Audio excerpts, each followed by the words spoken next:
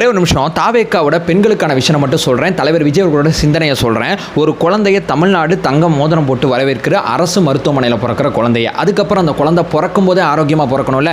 கர்ப்பிணியாக இருக்கிறவங்களுக்கு 25,000 ரூபா நிதியுதவி கொடுத்து ஊட்டச்சட்டோட அந்த பிள்ளையை பெற்று கொடுமா அப்படிங்கிற விஷயத்த சொல்கிறாங்க. குழந்தைய பெற்றாச்சு, அதுக்கப்புறம் அந்த குழந்தை கல்வியை உறுதிப்படுத்திட்டா. 1ஆவதுலேருந்து 12ஆவது வரைக்கும் அந்த பெற்றோர் அரசு உதவி பெறும் பள்ளியில் கல்வியை உறுதிப்படுத்திட்டா. வருஷம் 15,000 ரூபா உங்கள் அக்கௌண்ட் கொடுத்துறேன்னு சொல்கிறாரு. அந்த பிள்ளையை படிக்க மட்டும் வையின்னு சொல்கிறாங்க. அதுக்கப்புறம் அந்த குழந்தை பெண் குழந்தையாக இருந்தால் எங்கே வேணா போய் டிராவல் பண்ணுமா, கட்டணம் இல்லாத பேருந்து இருக்கு, நீ போமா பயணி அப்படிங்கிற விஷயத்த சொல்றாரு. சரி பயணிச்சாச்சு, சேஃப்டி யார் பார்த்துப்பா அப்படின்னு சொல்லி கேட்டிங்கன்னா, அந்த குழந்தை பயணிக்கிற இடத்த அத்தனையிலுமே மப்டியில் வேலுநாச்சியார் படைப்பிரிவு 500 குழுக்கள் இருக்கும், அவங்க சேஃப்டியை பார்த்துப்பாங்க. அதை தாண்டி பேனிக் பட்டன் பார்த்தீங்கன்னா அந்த குழந்தை பயணிக்கிற வாகனங்கள் அத்தனை இடத்துலையுமே இருக்கும், ஷேர் ஆட்டோ பஸ் எல்லா இடத்துலையுமே இருக்கும்.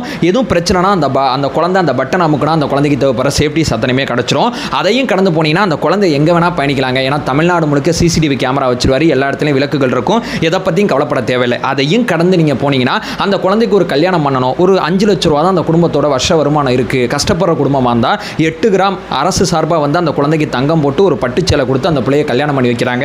அதையும் கடந்து அந்த குழந்தை அந்த குடும்பத்தை வழி நடத்துறதுக்கு அந்த குழந்தைக்கு 2,500 ரூபா, அதாவது 60 வயசு வரைக்கும் இருக்கக்கூடிய அந்த குடும்பத்தோட தலைவர்களுக்கு தலைவர் விஜய் அவர்கள் கொடுத்துட்றாங்க.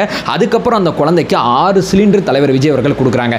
இவ்வளோ விஷயத்தையும் ஒரு சின்ன குழந்தை பிறக்கிறதில் ஆரம்பித்து அந்த குழந்தைக்கு தேவைப்படுற கல்யாணத்துக்கு தேவைப்படுற அத்தனை உதவிகளுமே தன்னுடைய விஷயம்ல தலைவர் விஜய் அவர்கள் பார்த்தீங்கன்னா கொடுத்துருக்காங்க. எவ்வளோ பியூட்டிஃபுல்லாக இருக்குது.